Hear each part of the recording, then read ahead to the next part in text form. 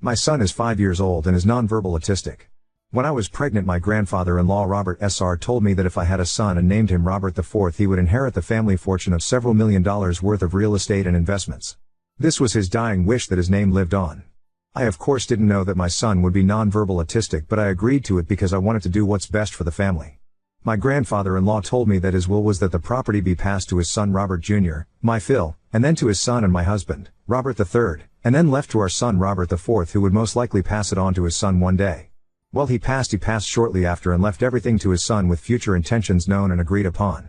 I had my son Robert IV and I thought that would be the end of it. Until a week ago. My Phil has 2 sons. Robert, my husband, the oldest, and Richard, who is in the middle child. Robert, my husband, is hardworking, good with money and reliable. My Bill, on the other hand, is not. He can't hold a job. He has multiple kids from different moms that he barely sees, let alone takes care of. He's also been in and out of rehab or jail, petty theft or drug use, etc. Nothing major, the last decade. He's been given every opportunity to turn his life around and refuses each time. He's been given cars, job opportunities, places to live that other people who don't have wealthy parents to fall back on would kill for. He never takes it seriously and always takes it for granted. The only reason he is alive right now is being constantly bailed out or enabled by my mill. Most recently we've given him our house, at my mill's suggestion, so he could have a place to stay after he got out of rehab and to give him a safe place for his kids to visit so he could to build a relationship with them. My husband and I needed a bigger place for our growing family anyway, so we agreed to it and bought a second home, and Richard moved into the first. He now pays the mortgage and whatever is needed to maintain the property. It's been a few months and surprisingly he's been making the payments on time despite not having a job. I suspect Mill has been giving him the money. I thought everything was fine until last Sunday when we got together for dinner. My Bill mentioned how he couldn't wait to move to his new place. I asked what he was talking about and he said he was moving into grandfather-in-law's house. Excuse me? I pulled my husband and Phil into the other room and asked what was going on. My husband had no idea, but my Phil told me that he was changing the will to leave the property and investment/money my grandfather left behind for our son to Richard. My husband/son would be getting my Phil property and smaller portfolio. Normally I wouldn't care, but this property was promised to my son. My son is nonverbal autistic, which we didn't know when grandfather-in-law passed away. I'm not sure if he'll ever be able to live on his own or take care of himself after we're gone. My husband and I always planned if that were the case our son could move into the property guest house and rent out the main home, which is currently being used as a family beach house for weddings or events or reunions, etc. He could survive off that and the money from the portfolio to pay for a caretaker. This would give him a chance to live independently, and if he turned out to not need additional support in the future, then it was his to pass on or live in or whatever. Before anyone asks, we did not forget about our other 2 children. Our daughter will inherit house uncle currently lives in. Our second son will inherit our current home. Yes, their inheritance will be significantly less than their older brother, but it was never our money to give away. Grandfather-in-law, who was the original owner of the property, made it very clear that he was leaving this for my oldest son and him alone. We want to stand by his wishes. My Mill and Bill both knew of this plan. They told me they were supportive of my efforts to provide for our son's future and that I was a good mother for thinking so far ahead. I was deeply upset by this news and asked why he was changing his mind after promising to his father and to my husband that he would pass this on to his grandson and great-grandson. He said that he always intended to respect his father's wishes, but that our son Robert IV didn't live up to the namesake expectations that his sure grandfather had for an heir. Yup. My son wasn't worthy because he was autistic. Since he knew that my husband would honor his word and leave it to our son, he thought it would be best if he cut my husband out altogether and leave it to his other son Richard. I asked him why he would leave it to someone as reckless as Richard when his youngest Rachel was more financially responsible. He said it was because only a son could be an heir. Apparently my Mill has also been pressing for months to give Richard the home, and that Richard told him that he deserved better than our charity. That since we had 2 homes, that we saved and paid for on our own, that it was only fair if he was given grandfather's property and money. I immediately excused myself, grabbed my kids and left the house.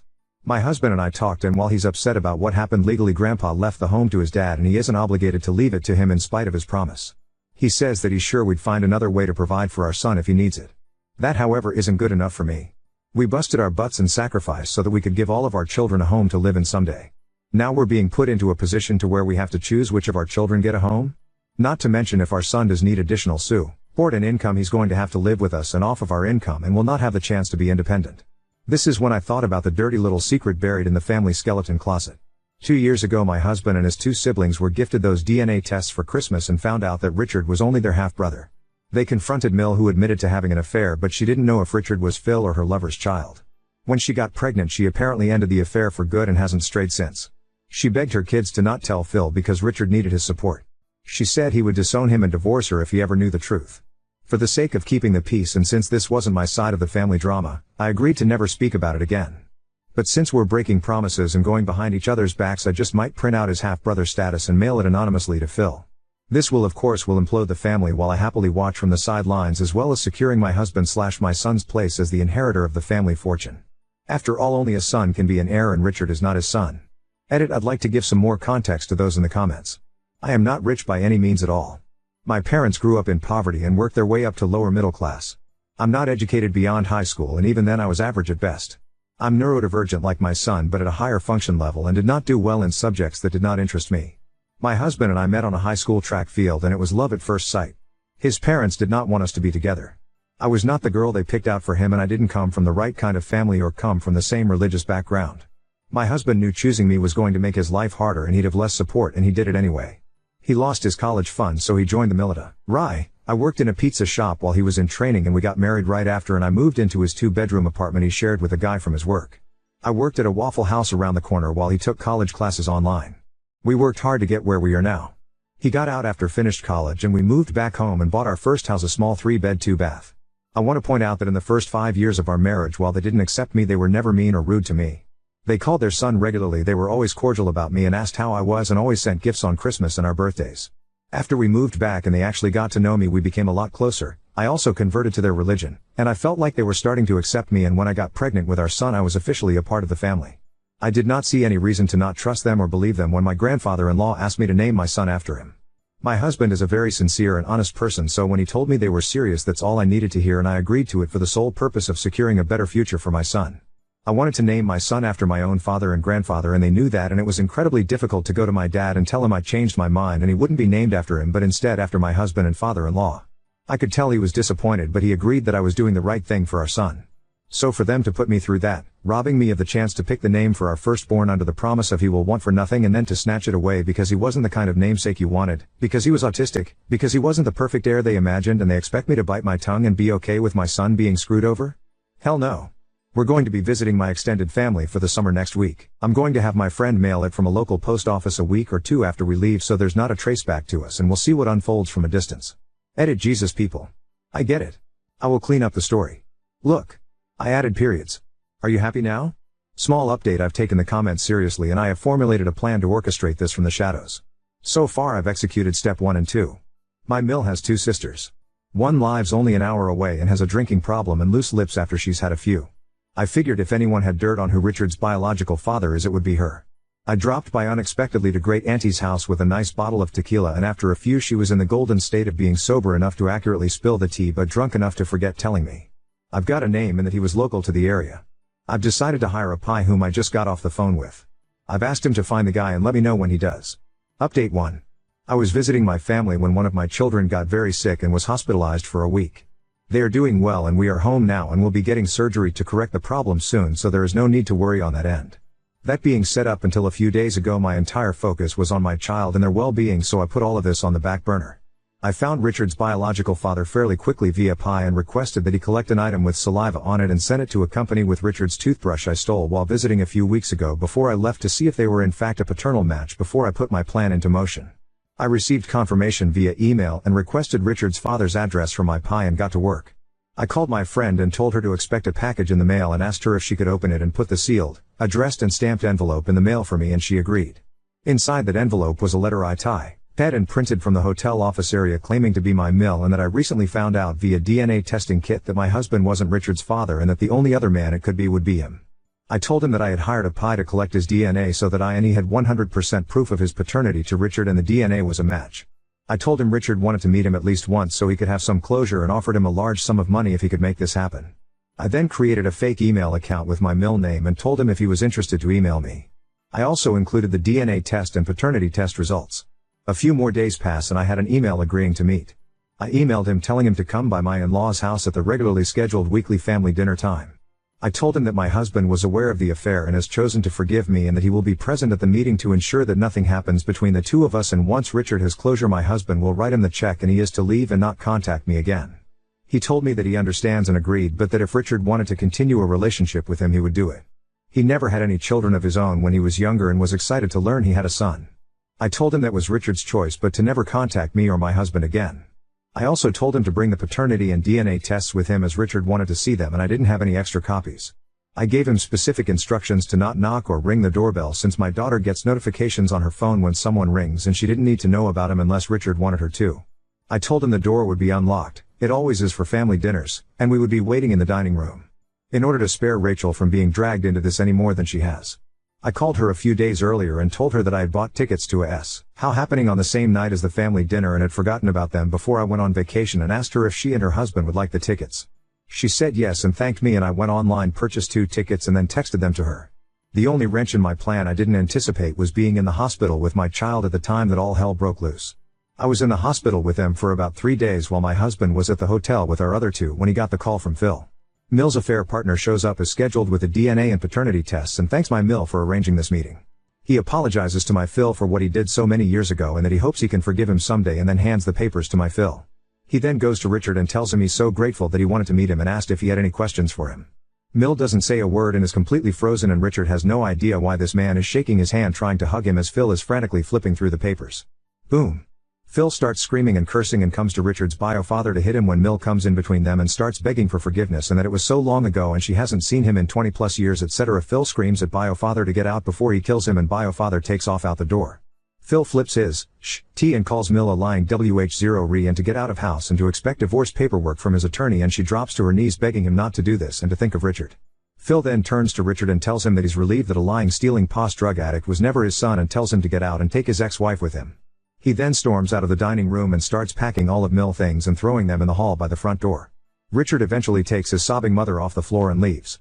After they're gone Phil called my husband and told him what happened followed by Richard. Richard says that Mill is with him at our house he's renting. He then demands that my husband abandon me and our sick child and fly home so that he can talk to his dad and fix things and that he doesn't want Mill living with him when he moves to his new house. My husband tells him no, that he will come home as scheduled and talk to Phil then and hangs up. My husband then calls me and tells me what has happened and I ask him what he wants to do. He says he's okay and right now we're just going to focus on our family and we'll deal with this when we get home and we turn off our phones until then. We get home and I have a million missed calls from everyone. Bill got drunk and showed up at Phil's house later that night demanding he take her back and that she's his wife not his and it's his job to take care of her and that there isn't room for her at his new house. My Phil, as predicted, tells him that there is no new house now or ever that only his son will ever inherit that house and to get out. Bill then punched Phil and Phil called the cops and had him arrested. Phil froze all of the bank accounts so Mill couldn't bail him out. Sil finds out about this the next morning when Mill calls her freaking out that Richard never came home the night before and Phil has blocked Mill's number so she can't call him. Rachel calls her dad and tells her what happened the night before and that Richard is in jail. Rachel then lets it slip that she already knew. He then asks if Richard or Mill knew and she tells him that they did and he told her he was disappointed that he didn't tell her the truth before and hangs up. Rachel called Mill and told her Richard was in jail and Mill tried to bail him out but couldn't because her cards were frozen and Sil asked her husband if he'd bail him out but he refused since her father and his father are business associates and that he's not going to get involved and that was that. Richard was in jail for a few days and assault charges when we got home and got caught up to speed on everything that happened. My husband went and bailed Richard out, solely for his niece's sake, and gave him a ride back to our rental home. He then went to Phil's house so they could talk. Phil asked if he knew and my husband told him he did. Phil asked him why he didn't tell him the truth and my husband told him he wanted to but that his mom begged him not to and that she was sorry and that it would never happen again and that he wanted to protect both of them and his siblings from the pain of a divorce. Phil told him he understood and that his mother shouldn't have put that burden on him and that he doesn't know what he would have done if he was in his position but that he forgives him. He told Phil he bailed Richard out and Phil says he doesn't care and that my husband can be there for him as his brother but he's done having him for a son. He says that Richard knew for years that someone who wasn't his father had bailed him out and taken care of him again and Richard never appreciated it and that he was done. He asked Phil if he was really divorcing his mother and he said he was. If she had told him about the affair when it happened they maybe could have worked past it but she lied to him for decades and he can't forgive that and he can't forgive that she passed off another man's child as his son.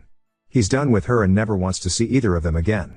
He then apologized to my husband about the house and that he knew it was wrong and that all of this has reminded him about the importance of keeping your vows/promises.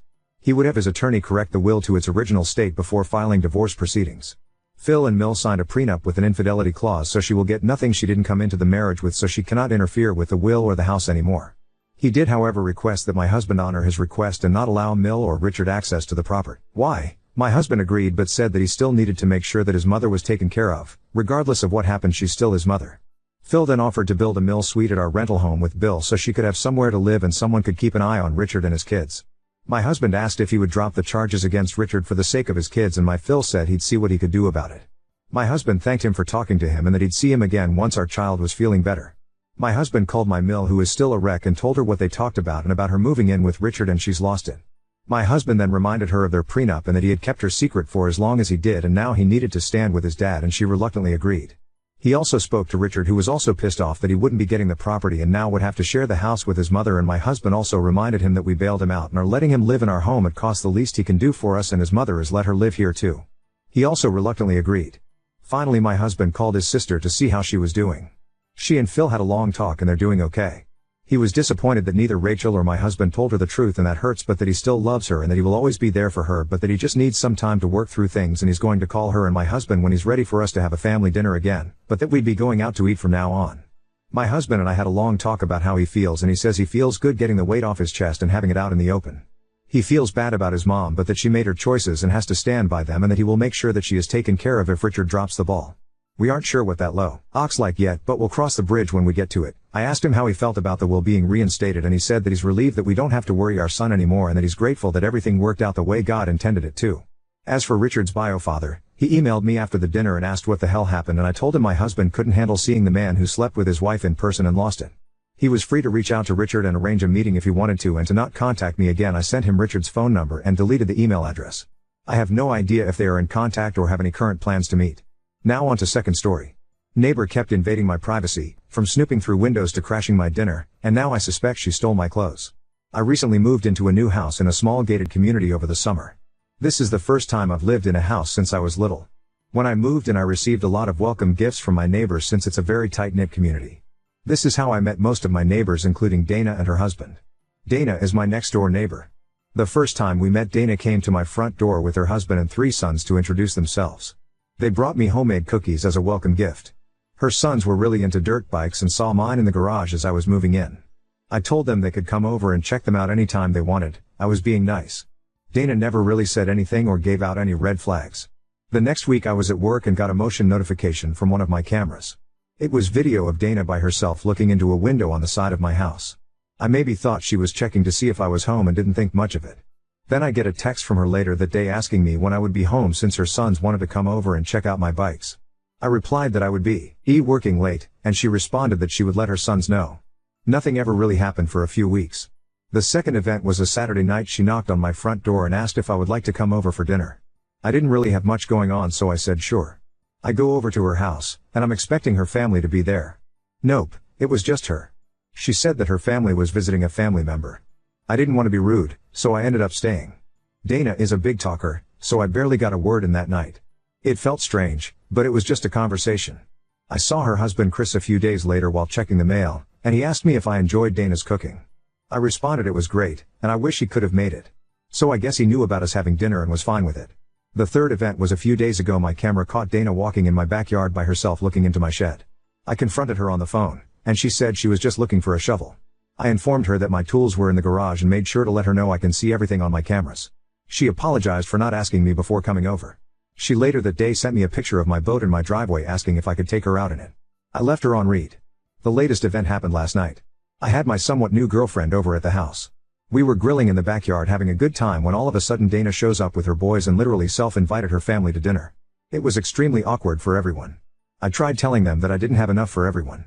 Dana claimed that her family wasn't that hungry. Dana didn't leave until my girlfriend left. I'm extremely confused if Dana is into me or just has no social awareness. The only thing at this point keeping me from straight up confronting her is that we are neighbors, and have to live next to each other. Her husband has been nice, and doesn't give off any strong GE vibes. What do I tell her to leave me alone? Do I need to wait for her to do something again? Please help. I have blinds on the house. In the video it looked like she was trying to find a window that was open. When I first was moving in I left my garage open, and went to lunch. A box of my clothes labeled clothes was missing. At the time I thought maybe I lost it in the moving process, but now I think she had something to do with it. Update 1. Original post on this account. Wow, wasn't expecting the original post to blow up the way it did. I would like to thank everyone for their advice. Turns out that the people who said she was into me were right. Dana texted me last Thursday letting me know that her family were going out of town for the weekend. She said that she would be lonely and wanted to know if I'd keep her company. Said something like she's grateful to have such a young and strong man in her life, referring to me. I'm 90% sure that means she's into me. I politely declined by telling her that I would be with my girlfriend. Friday night I'm chilling with my girlfriend at home and Dana knocks on the door. I'm so thankful for my girlfriend, because she let Dana have it. We didn't hear anything from Dana the entire weekend. I guess now Dana is mad because she issued an HOA violation for my trash cans being in the wrong place. Also, the other night she was taking pictures of my girlfriend's car parked on the street for whatever reason. Yesterday I had a conversation with one of my neighbors who let me know that Dana and her husband are apparently in an open relationship, because her husband is bi. Anyways, not really my problem, and I'll just deal with them as my neighbors. Ever since my girlfriend had that talk with her, she hasn't been on my property.